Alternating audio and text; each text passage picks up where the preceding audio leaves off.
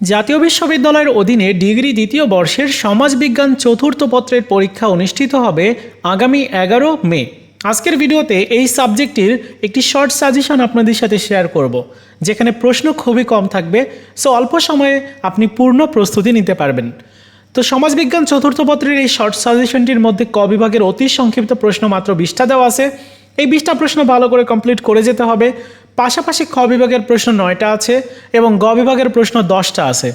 So এই পুরো যে এই সাজেশনটা ডাউনলোড করার লিঙ্ক আমি এই ভিডিওর প্রথম পিন কমেন্টসে দিয়ে রাখলাম। তবে একটা প্রশ্ন আপনি স্কিপ করবেন না, একটা প্রশ্নও বাদ দিবেন না। যারা আমাদের থেকে প্রিমিয়াম সাজেশন নিয়েছেন ওইটাই ফলো করেন, ওইটা ভালো সাজেশন। পাশাপাশি এইটা যারা এখনও পর্যন্ত প্রিপারেশন নেননি বা যারা এখনও পর্যন্ত পড়েননি, আপনারা এই প্রশ্নগুলো পড়ে যেতে পারেন। এই প্রশ্নগুলো পরীক্ষায় অধিক গুরুত্বপূর্ণ। তো এই ছিল আপনাদের সমাজবিজ্ঞান চতুর্থ পত্রের শর্ট সাজেশনটা। পরবর্তীতে অন্য সাজেশন নিয়ে দেখা হচ্ছে। এই ছিল ভিডিওটি।